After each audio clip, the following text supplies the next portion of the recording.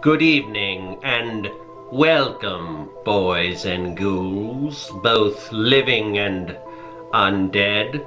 Tonight I invite you to be my guest as I introduce you to a few loathsome characters that you might encounter on your journey as an artist. This is but a warning. If you happen to spot them in real life, understand that they are the living or unliving embodiment of clients from hell.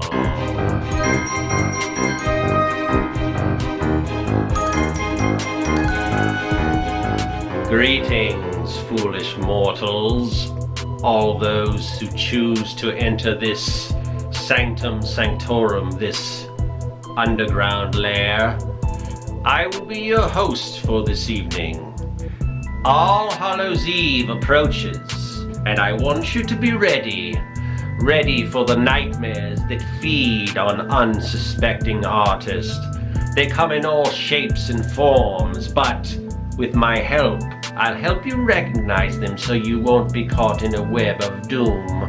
But while I impart this bit of caution, I will be doing a drawing. This creature rising from the grave, in search of knowledge, you might say, in the form of brains. Just a little side dish to satiate you while I give you what you truly came here for. The telltale signs, the red flags, if you will, so that you can identify these unsavory characters. Let's begin, shall we? The first characteristic of a client that you should look out for, I like to call the familiar. The familiar usually comes in the form of people you know, an acquaintance, perhaps a friend, maybe even a family member. The familiar expects you to do work for free. Why not, I mean? You're a friend, we're family. It's not that big a deal. Now, don't get me wrong. I'm not against providing favors or work for people I know and love out of the goodness of my heart, but those should be on my terms and shouldn't be expected by the person on the other end. These people, they don't really appreciate what you do. They just think it's something for fun. It's no big deal. You do it all the time. It's little or no effort for you to do this, and, well, again, we're friends, so hook a brother up, right? Unfortunately, what they don't realize is this is, or possibly can be, your actual job, and there are people out there that are willing to pay good money for what you do, and maybe they should see the value in that. So beware of the familiar and let that be your choice, not theirs, if you provide work for free or want to help them out a little. It's your choice, not theirs. On to the next client that you should be aware of. This one is known as the Phantom. The Phantom is a client who is known to put on a little disappearing act.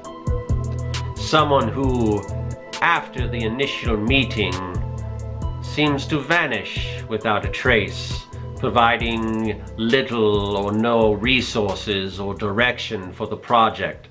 Despite attempted correspondence from you, they either don't show up, have little or no response, or drag their feet. Then, suddenly, they reappear. They seem baffled that you aren't able to still meet the original deadline. They don't see why they need to move the deadline back. You see, working with a client is a partnership. There's a little give and take, and they don't seem to understand that.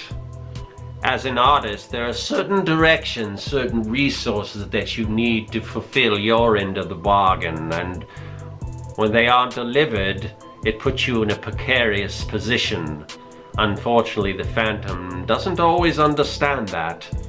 So be wary of the Phantom and how they tend to phase in and out throughout the duration of your project. I'm sure many of you will recognize the next client on our list. This one is known as the Miser. The Miser is always looking for a bargain and seems to be more concerned with the cost of a project rather than the value of the work that you're presenting and what it could mean for the big picture of the project. They don't necessarily like to discuss the budget, and if they do, they expect you to deliver more than the budget allows. The Miser tends to nickel and dime every single decision. And as I said, they don't really place much value on you as an artist. You are more of a means to an end, or someone providing a service rather than the crucial component that a professional creative brings to the project.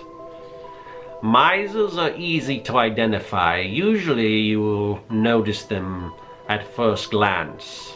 It typically doesn't get better, so when you start to see that, be very aware and look out. Misers typically don't understand what's best for their overall product or service, only that they're getting a bargain. For them, something cheap is much better than something that may cost a little extra, but will pay dividends in the end. As we continue on our list, I want to warn you that the next characteristic is someone that can be a little challenging, to say the least. This one I've affectionately dubbed the Creeper. Perhaps you've heard the term scope creep. It's when the size or scope of a project tends to get larger and larger, despite what was originally agreed to. The Creeper is always adding to a project. Just one more thing. Is it okay if we also do this? It's really not that hard, is it? Could you help me out with this? We're almost done. If you could just do this. Extending the project without wanting to pay for any additional revisions.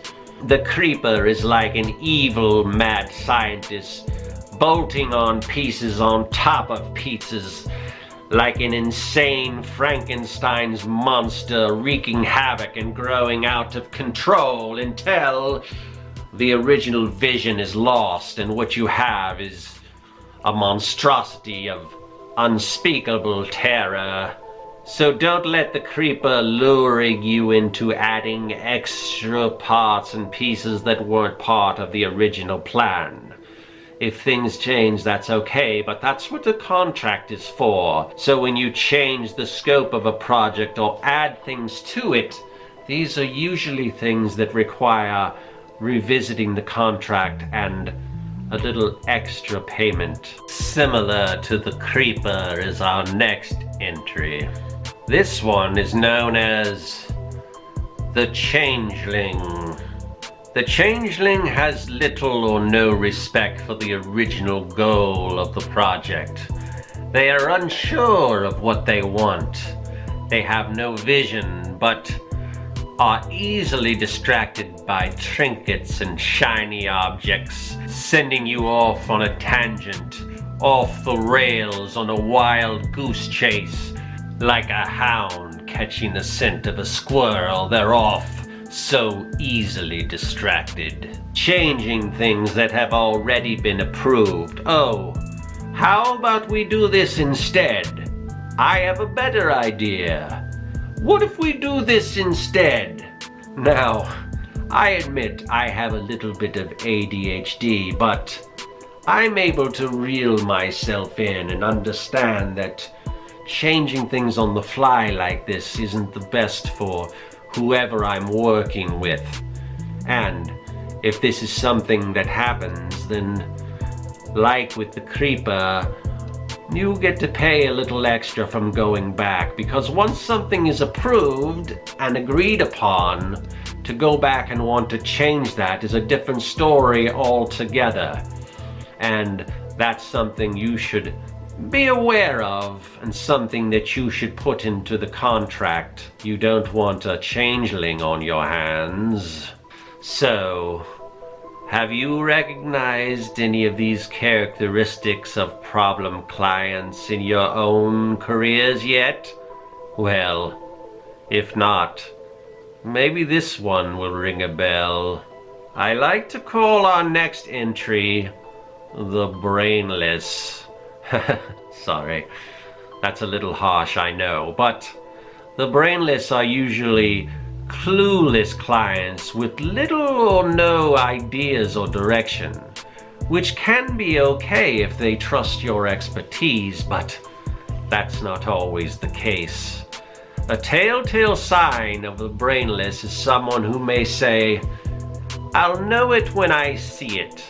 You see, they have little or no faith in their own opinion, which is funny because although they don't really put much trust in you to deliver on the promise that you agreed upon, they don't seem to have any problem asking others for their opinions.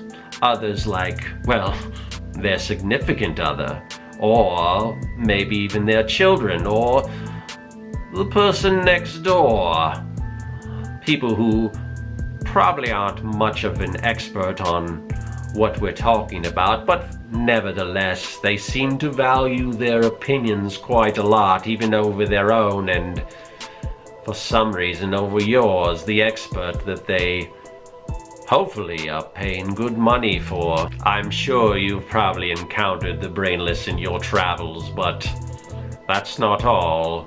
We have one more to discuss, and this one might be the worst of them.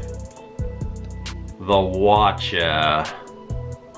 Opposite of the Brainless, the Watcher thinks they know everything and wants to control the project by looking over your shoulder and dictating what you should do on a constant basis.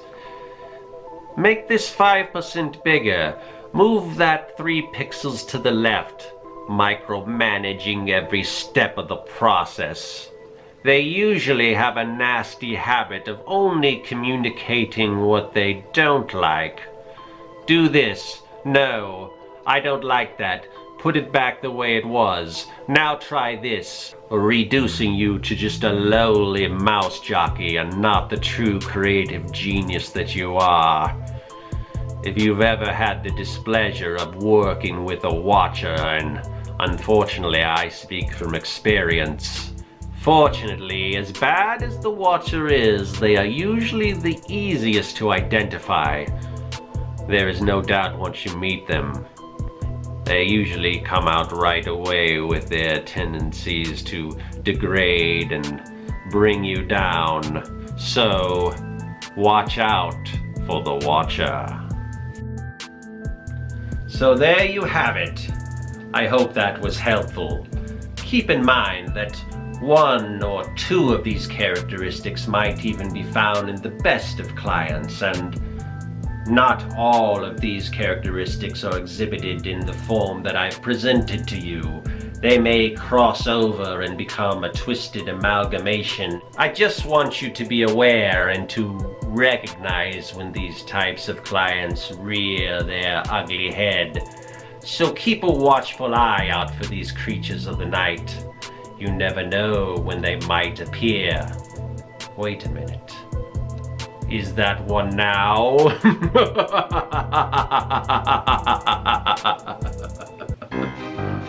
Hey, thanks for watching. If you like what you saw and you want to see more, hit that subscribe button. Also, you can follow me at Serkworks on social media, and now you can support the work that I do on Patreon. Do you like making comics? Then go to Serkworks.com and pick up the Comic Maker Starter Kit. It's packed full of fonts, brushes, templates, and more. And best of all, it's totally free.